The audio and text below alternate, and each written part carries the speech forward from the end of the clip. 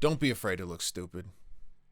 Don't be afraid to ask questions. Don't be afraid to get clarity. I want to tell you a story about a job that I had. Long shoot, 12-hour day. It's the end of the night. Producer comes up to me and says, hey, will you, on your way back to Silver Lake where I was staying, can you drop off this grip truck? I said, sure. Yeah, I could do that. I got a ride here. I could get picked up from there. Should be fine.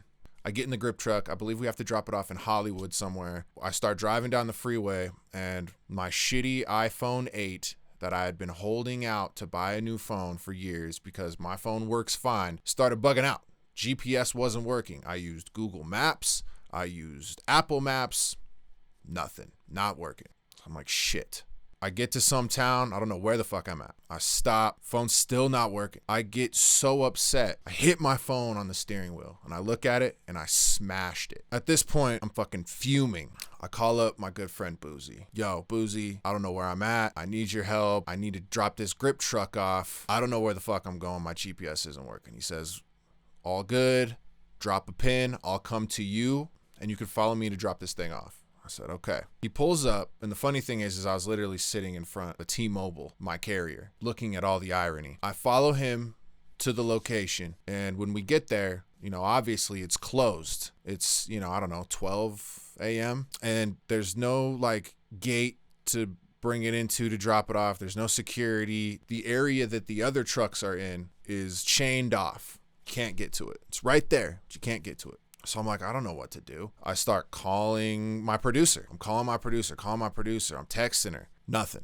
I can't bring it back to Silver Lake where I'm staying. There's no parking for one. And it's not really the safest place to leave a grip truck. So there's a strip of street right next to the establishment. So I'm like, I have no other option. I leave the truck on the street next to the building. I take a picture of it. I send it to my producer. Boozy and I drive away. At this point, it's been a shitty night. I'm upset. I'm glad that I'm finally going to be going on. So my producer calls me and she starts saying that I can't leave it there. And then the client comes on the phone. Turns out I'm on speakerphone. And for context, this client works for a very large company. And I proceed to tell her the story of the night that I had. I don't have GPS. My friend drove all the way out here to help me. She says, well, you can't take it to Silver Lake. Drive it to my house. I live in Burbank. I live in a safer neighborhood. You could bill me for OT. You could come in an hour later tomorrow because it's been a long day. I'll send you the directions step by step. And I said, okay, look, I'll ask my friend if he's down to just guide me to your house again because my GPS is still not working. So Boozy says, cool. All right, whatever. I'll do it. I follow him all the way over there. I drop the grip truck off. And it was at that moment when I dropped it off and I called her and I said, hey, it's at your house. She basically was just like, thanks. Hung up. So I was like, okay, I'm not going to be hired by her ever again. I could tell that the client that was on speakerphone wasn't very impressed either. So what did we learn from this experience? Well, I learned a lot.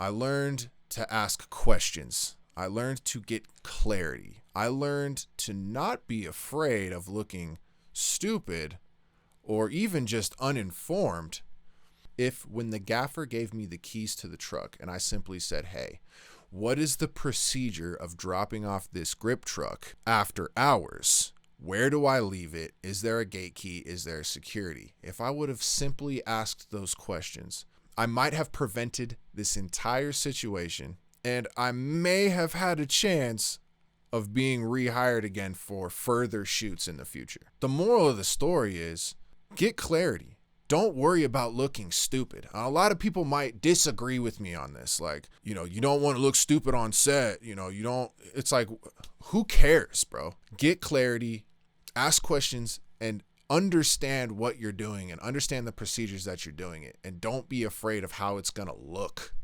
Just get it done. Thanks for watching. Thanks for listening. Joey McClellan.